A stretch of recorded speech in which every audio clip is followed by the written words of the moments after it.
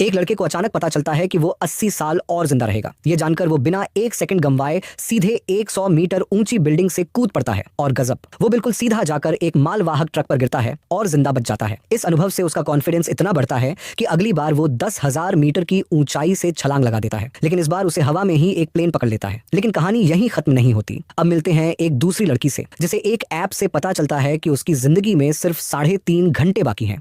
वो घबरा जाती है और अपने बॉयफ्रेंड के साथ गाड़ी में जाने से मना कर देती है।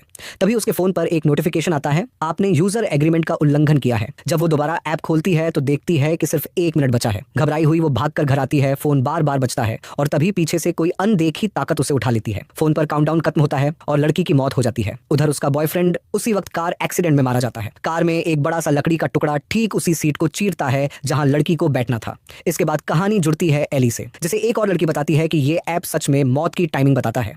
एली इसे फेक समझती है, लेकिन जब वो खुद ऐप खोलती है तो देखती है सिर्फ 2 दिन बचे हैं। शुरू में वो इसे मजाक समझती है, लेकिन जब एक ऑपरेशन के समय उसका टाइम 3 मिनट पर आ जाता है तब उसे यकीन हो जाता है कि कुछ तो गड़बड़ है।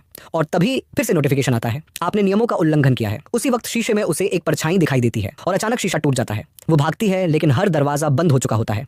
तभी वो मृत प्रेमिका वहां प्रकट होती है और फिर एली की भी मौत हो जाती है। एली की दोस्त सौम्या ये सब सुनकर हैरान रह जाती है। वो हॉस्पिटल जाकर एली का फोन लेती है, लेकिन लॉक है। जब वो फिंगरप्रिंट से अनलॉक करने की कोशिश करती है तब भी काम नहीं करता। आखिरकार आंखों को खींचकर फेस आईडी से फोन खोलती है, लेकिन तब तक टाइम 0 हो चुका होता है। अब सौम्या की जिंदगी पूरी तरह बदल जाती है। वो ना मांग की बरसी पर जाती है, ना किसी से मिलती है। वो बस काउंटडाउन ऐप के पीछे लग जाती है। इंटरनेट पर उसे ऐसे कई लोगों के वीडियो मिलते हैं जो इस ऐप के कारण मारे गए। कोई कहता है कि उन्हें मरे हुए रिश्तेदार दिखते हैं, तो कोई कहता है कि उन्हें दूसरी दुनिया की चीजें सताती हैं। सौम्या को भी हेलुसिनेशन होने लगते हैं। वो फोन तोड़ती है, लेकिन अगली सुबह नया फोन लेने जाती है, सोचती है इससे छुटकारा मिलेगा। लेकिन जैसे ही नया फोन चालू करती है, वही ऐप फिर से उसमें इंस्टॉल हो जाता है। शॉक्ड होकर वो मोबाइल शॉप वाले से पूछती है, लेकिन वो साफ कह देता है, मैडम मैंने ऐसा कोई ऐप डाला ही नहीं। अब सौम्या को एहसास होता है कि ये तकनीक से नहीं, किसी शैतानी ताकत से जुड़ा है। बाद में उसकी मुलाकात राहुल नाम के लड़के से होती है, जो खुद इस ऐप का शिकार है। वो बताता है कि उसने भी कुछ यूजर एग्रीमेंट पढ़े नहीं और उसी में लिखा था, अगर तुम ऐप की जानकारी से अपने भाग्य को बदलने की कोशिश करोगे तो रूल ब्रेक माना जाएगा और शैतान तुम्हारी आत्मा ले जाएगा। अब कहानी एक नए मोड़ पर पहुंचती है जब वो दोनों एक पादरी से मिलते हैं,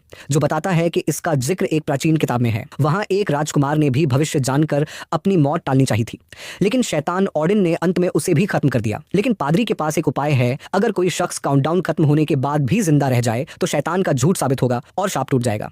अब सब एक सुरक्षा घेरे में आते हैं, सॉल्ट सर्कल बनाते हैं और बस इंतजार करते हैं। लेकिन जैसे ही आखिरी मिनट आता है, घर की लाइटें बंद हो जाती हैं और डरावनी आहटें पास आने लगती हैं। क्या वो बच पाएंगे? क्या शैतान का झूठ उजागर होगा या फिर सब कुछ खत्म? अगर आपको ये कहानी थ्रिलिंग लगी तो वीडियो को लाइक करना ना भूलें और ऐसे ही सस्पेंस भरी कहानियों के लिए सब्सक्राइब जरूर करें, क्योंकि अगली कहानी शायद आपकी ही हो।